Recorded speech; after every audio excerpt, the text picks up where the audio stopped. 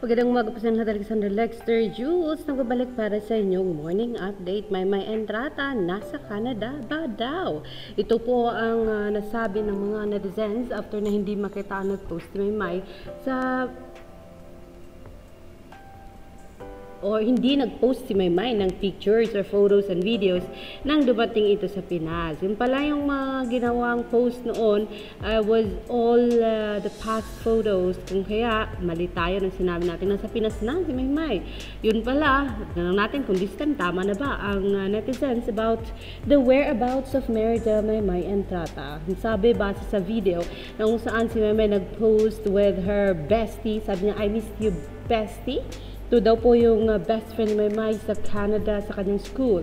So, yes, nasa Canada daw ang isang Merida Maymay Entrata. Ang problema ngayon, walang problema si Maymay, walang problema tayo. Pero bakit? Merong problema. Ayun, si Maymay Entrata ay napagdiskitaan ng isang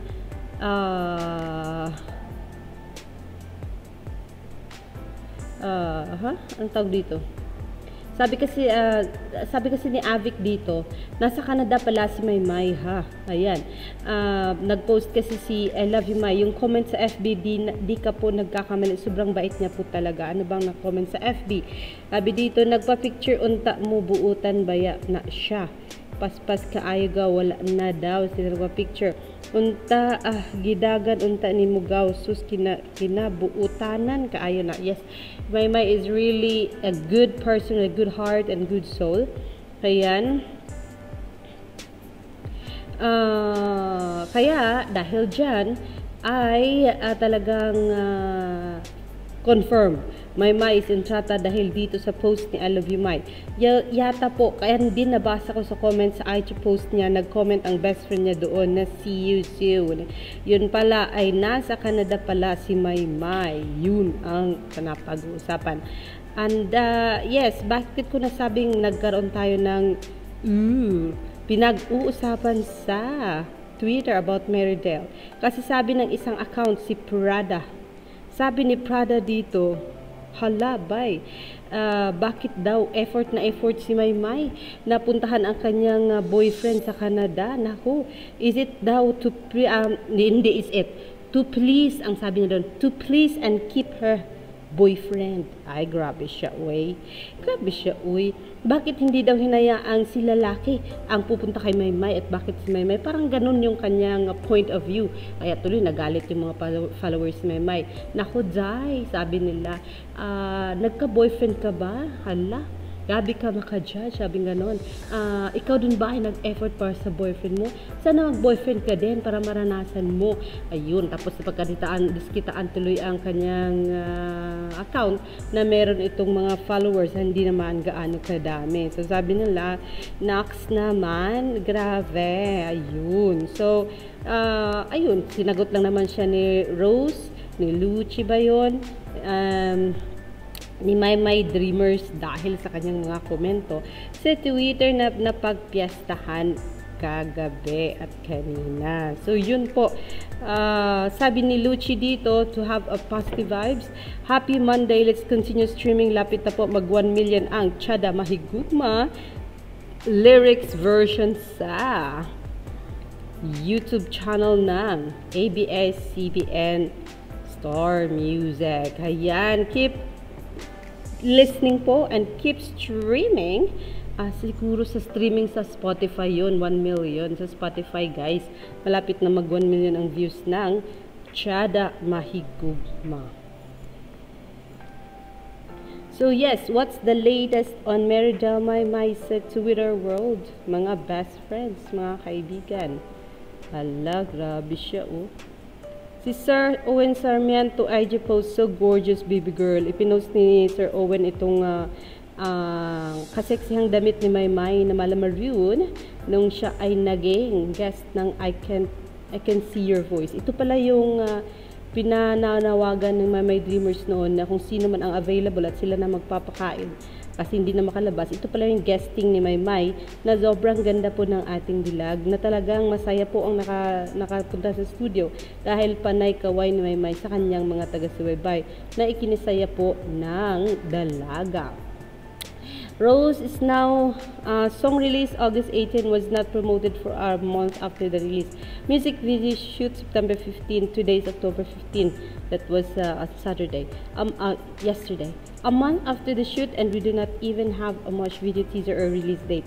Ano nang nangyari sa Chada Mahigugma? Ayun. Sabi naman ni Rose EG dito, yan po ay di pinost ni My Dreamer. Sabi ni Rose EG, I'm not a professional in editing but I do not think it would cost even a week for a professional to edit a 3 to 4 minute music video.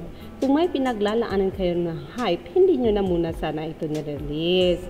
Kasi pinapahype nila itong, I think kung tama man ako kasi pinagsisigawan ni ABS-CBN na numero 1 daw sa prime time itong Can't Buy Me Love sa Netflix Philippines.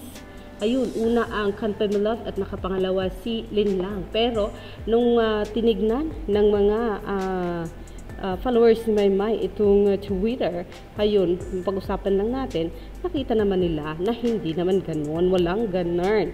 Wala pong ganun kasi nga po ang lumabas sa Twitter ay wala pong Filipino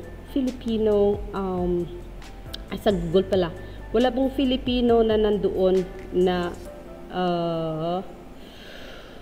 series or teleserye, parang mukhang ganun. Kaya kung makita ko ang post na yon, I will share it with you guys kasi medyo lang naman.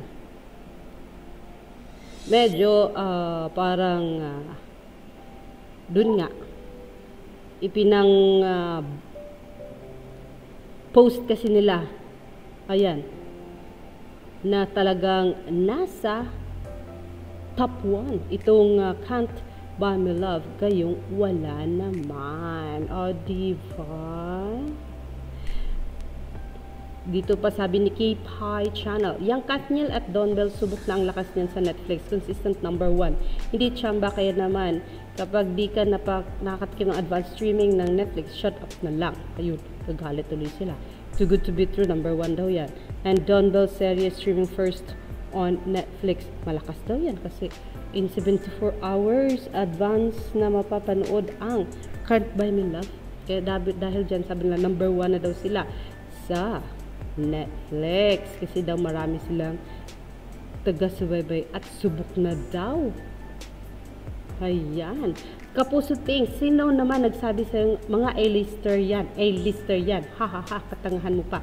Kaya pala ang dami yung A-lister, ang baba pala ng standard nyo para maging A-lister. Yan ang sabi ni Kapuso Tings kay Chaka Puso nang pagkatapos sinabi niyang, kami role si Beljan Shunga. Bigyan kita ng mas magandang laban. Itong mga A-lister ng Kamuning Kuno. Nag-lead sa movie. Isa dyan, binuhat pa ni Yazzie Pressman. Anyari te, walang recall. Nakalimutan mong may movie ang mga heart nating flop na sa lahat ay flop. Kayo nagsabing A-lister si Julianne Shunga, pabobo ka na sa pabobo. Don't tell me binabawi ng pagiging A-lister celeb ni Julianne in Asia's Limitless Star at ng kamuning ng dekada nasa industriya. Deserve. Ayun, sabi niya dun. Mga napag-uusapan at napagbanggit pagkatapos mong sabing A-lister itong si Miss Bel Mariano. Ayun, dahil kinikilig sila sa first kiss ng first resuscitation daw na sabi na 3 beses na kisan ni Donnie Pangilinan si Bel Mariano. Pero bakit natin napag-usapan yan mga kaibigan? Dahil sabi nyo number 1 kayo. Look, sabi pa dito ni MJ Pagliwin, look, ABS-CBN programs content ay number 1 on different platforms. Una dito Can't Buy Me Love, new episode. Din lang, top 10 in the Philippines. Number 1 daw talaga ang Can't Buy Me Love. Top 10 in the Philippines. Pangalawa siya ng Can't Buy Me Love. Tapos, next most watched series, itong Unbreak My Heart. And then, ayan na. Lumabas na dyan si Pira-Pirasong Paraiso, Damdamin, Nag-aapoy ng Damdamin, Ironheart, at talagang number 1 si Miss Senior High, Batang Quiapo, Fractured. Ayan, yan po ang kanilang nilagay. Kaya natin na pag-usapan yan kasi ang sabi ng mga fans, may pinaghahandaan pala kayong gusto nyo ipa-hype, pero bakit nirelease nyo ang kanta ni Maymay at hindi nyo pina-hype at hindi nyo nilalagay ang music video niya. So yan po ang rason kung bakit na pag-usapan natin niyang Can't Buy Me Love. Yan po muna ang ating update. I will see you later for more po dito sa aking channel. Magandang umaga.